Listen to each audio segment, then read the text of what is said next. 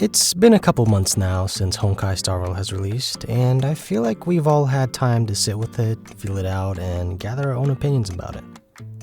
And I thought it'd be an interesting video to make where I talk about 5 things that Honkai Star Rail has that I wish Genshin Impact had. Because I've been a pretty avid player of both. Before we get started, I'd like to mention that these are in no particular order, they're just a list of 5 things.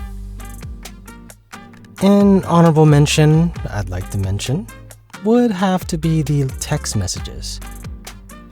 The text messages are a little fun addition, though I'm sure a lot of people would just skip them. They're just a nice, clever way to add a little more life and personality to the world. It's nice to get a message from a character you haven't seen in a while, you know?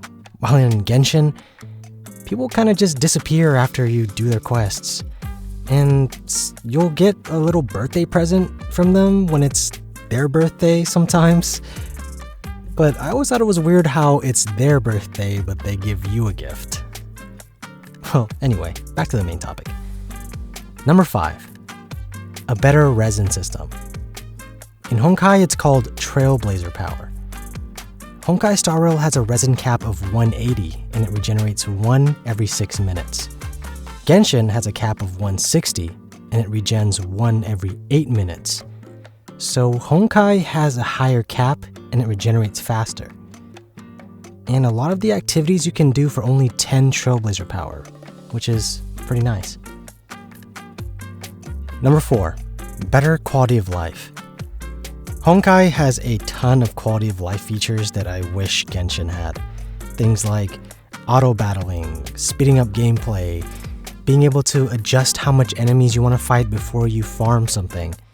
You can auto-equip recommended gear. You can cook and synthesize from anywhere. There's even a dispatch again button on expeditions, because how many times in Genshin have you one by one sent out a character on the same expedition? Probably a lot of times. You've got super fast load times, but you have to remember that since Genshin is a much bigger open world game, it has to load much more things than Honkai does. Here's a real-time comparison of each game's loading time.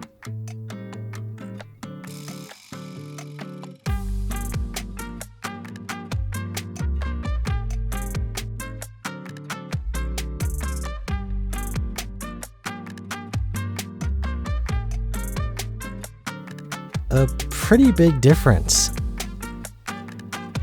Another big one would have to be the calyxes, or the domains in Genshin terms. They don't have weekly schedules, and bosses don't have a timer before they respawn, so it makes farming so much easier. Let me give you an example. In Genshin, maybe you pull a new character that you didn't pre-farm for, so you don't have any of their talent books. Let's say you need some diligence books, and those are available on Tuesdays, Thursdays, and Sundays. But it's Wednesday. You're screwed. The only thing you can do is wait until it's that day.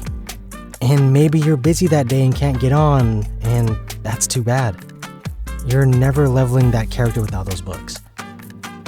In Honkai Star Rail, you can go to any material, any boss, any resource, at any time, on any day.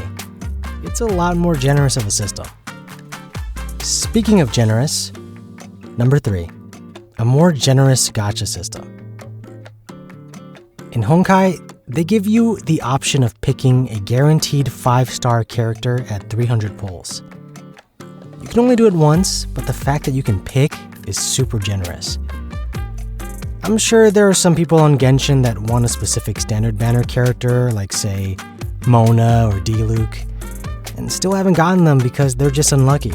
But imagine if you could pick someone you wanted after a certain amount of pulls. That'd be pretty nice. Another thing would be that the weapon banner only has 1 weapon instead of 2 weapons.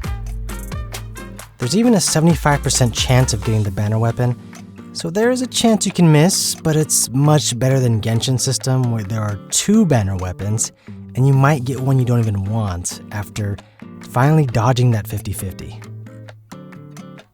Number 2, playing a friend or stranger's character.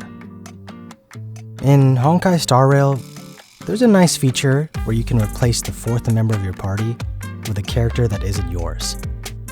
So if you know someone that whales or spends a lot of money on the game, you can literally slot in their character to carry you through content. Not all content, but a good amount of it. And I admit, I've been using this guy's units for weeks because he spends money on the game. But in Genshin, you can't do that. It'd be pretty nice to be able to use one of your friend's characters to help farm a domain or something. Like, oh, this guy has a really strong Hu Tao. Let me borrow her. But sadly, you can't. Number 1. A little more endgame content. Right now, the only real endgame content in Genshin is the Spiral Abyss, which resets every 15 days or so.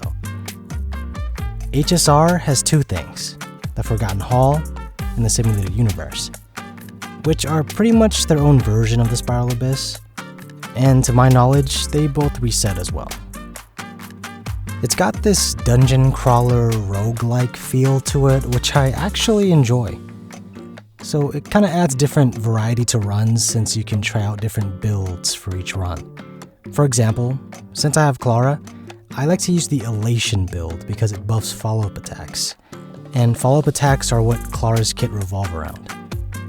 The amount of damage she does with the Elation build is pretty crazy. And that concludes my list. Do you agree with me? Something you think I might have missed? Drop a comment and let me know. Otherwise, I hope you and yours are doing well. Thank you so much for watching, and I'll see you in the next video.